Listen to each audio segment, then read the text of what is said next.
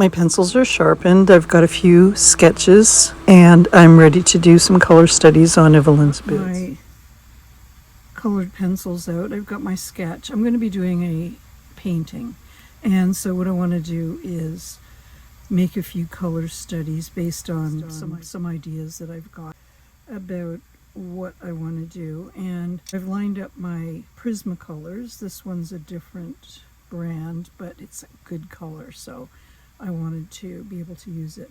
And so there's a few of these that need to be sharpened, and one of the things, I love sharpening pencils, one of the things that is important, that when you start to sharpen your pencil, I'm going to be using an X-Acto knife, not necessarily one of these guys, because I find that I don't get a long enough lead on my pencil.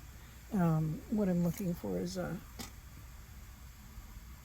nib on it about, I'm going to say ½ an inch, so that you can really get in there and wear it down. This is just a pencil that I use for marking. It's not a real colored pencil, or maybe it is. Maybe it is Carmen Red. Anyway, it's got an eraser on the end, so that's kind of weird. Maybe it's not weird. Maybe I'm weird. One of the important things I was starting to say is that what you don't want to do is start at this end where you're going to be sharpening and sharpening, and then the color name is going to get shaved off and you're not going to know what color it is. So I always start at this end and start sharpening down so that you get to about this length and you still know what color you're using. And I'm going to start very slow, and I've got my wrists resting on this box so that I've got some kind of control here. Not really. Maybe if I go this way. And I'm just starting to take off a little bit of the wood to start with, slow and sure. Once I get to the lead, I want to start being kind of careful. Now I'm being as careful as I can be and turning the pencil as I'm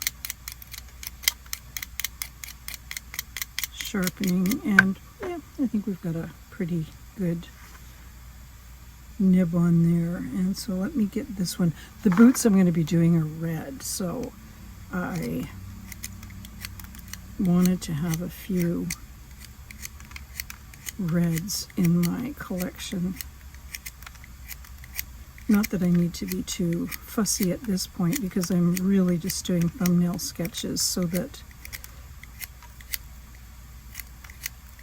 I'm able to see which paints might be the ones that I want to use. See, now here's where I've not been too careful, and what's happening is the lead is breaking. And maybe the lead's breaking because I've dropped it and it's already broken inside the wooden shaft, but there we go. I think I've got a good exposure on the color at this point. Okay, and which other one do I need to sharpen? The blue. I've got two blues. One's an indigo and one's an ultramarine. So I want to make sure I'm not sharpening off the ultramarine name. Hoo-hoo, did I look here? I did it right, but it wasn't because I was paying attention. Aha.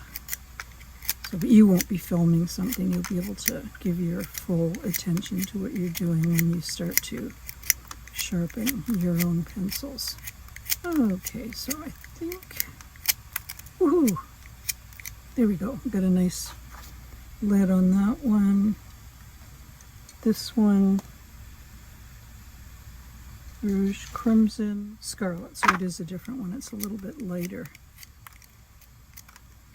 than the last one that I sharpened up. Oop. I'll speed this up. Black. Now we've got a black pencil and I could use it for lettering maybe, but I don't use it when I'm rendering anything. so I'm going to put it away. I don't think I need that one. White, I'll use that to lighten. I'll use this to lighten. I may need the terracotta just for a dull edge and maybe a hint of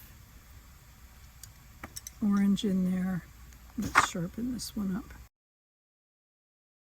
Oh, the wood is harder, which is the sign of a good pencil. Not that the other ones aren't, it's just a little bit. Okay, so there we are. Collect up some of these little flying pieces that have gotten away from me, and I'll put this out of the way. Here we go. Got a nice little collection of pencils. So I'm going to put my paper on a hard surface. Got a bit of a cushioning to it, and I know that I want a blue sky, and I want maybe a little sunshine showing through, so that's a little bit more of a yellow cast there. And I want maybe green and terracotta at the bottom. And then again, the boots are going to be red. So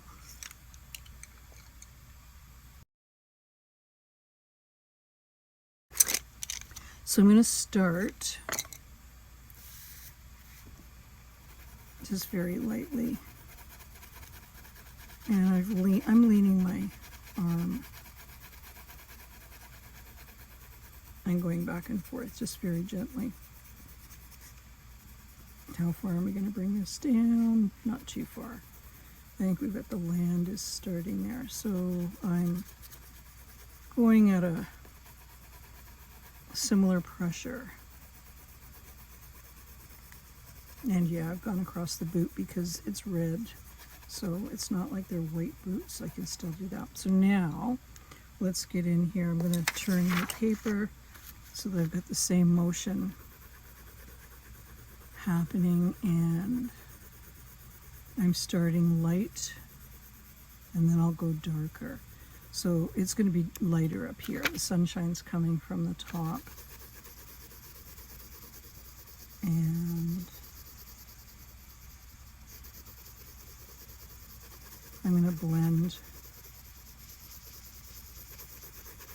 a darker color in at the bottom. I don't have another green because these are pencils that I got when I was teaching and doing demos, and we used to draw on dark green paper and bring everything up to value, and so I never had to buy a dark green. So now I've got to make it, and so this is ultramarine, and I'll use the yellow to pull that together. So there's a bit of yellow in this lime green here, and I'm just getting lighter and lighter, and I'll go darker as I go down, and that should create a darker green for me. And this again is just a rough sketch, a working drawing, so that I can kind of get an idea of what the final piece is going to look like. I may even want to put brown in there, but we'll see. Okay, so now let's get in with the lightest red. And again, the light's coming down, so that the lightest lights are going to be on the top of the boot. So here, and then it'll be a little darker there, but again, I'm working light to dark. And then it'll get darker.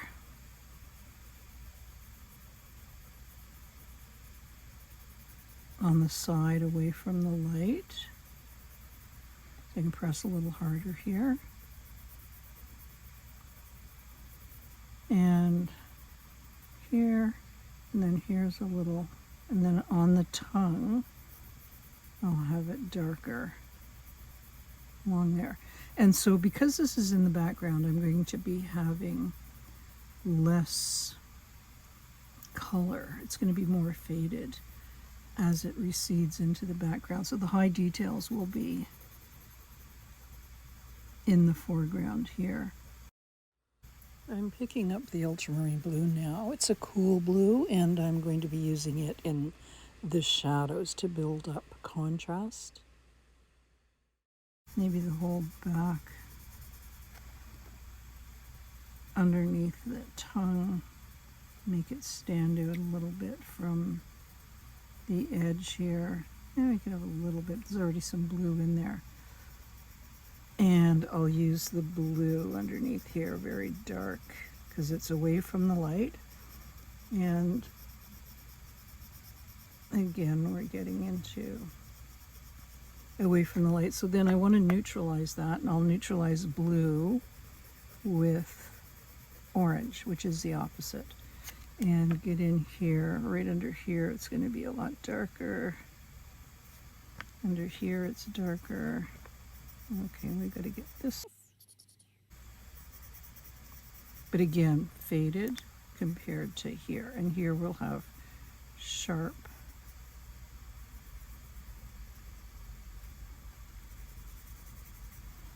So, do I like that?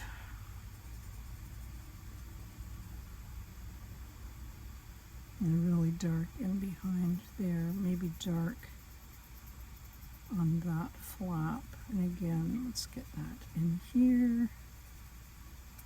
And we've got the details. Details, details, details. Not so much, but a little bit darker under here, under here, under here, under here. Okay, so now as I look at that, I think I need to heighten the red on the boots. Maybe I want to put some sunshine hitting a little bit of that.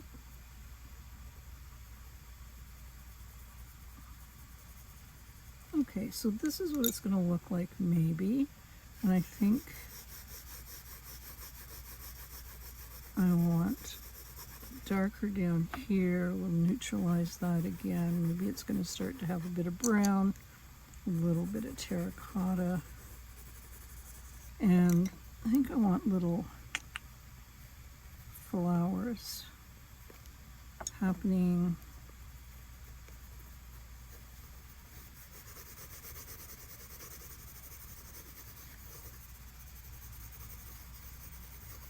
And maybe a little sunshine showing. Okay, so am I happy with that? I think I'm okay with it.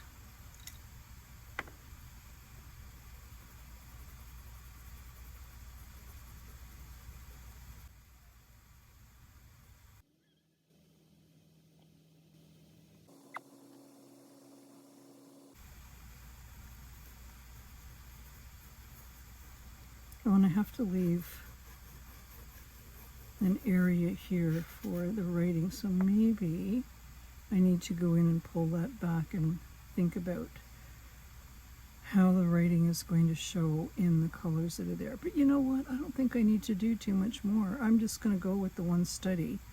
And that was what I wanted to see, is what is it going to look like? Am I going to be happy with it? And I think I might be.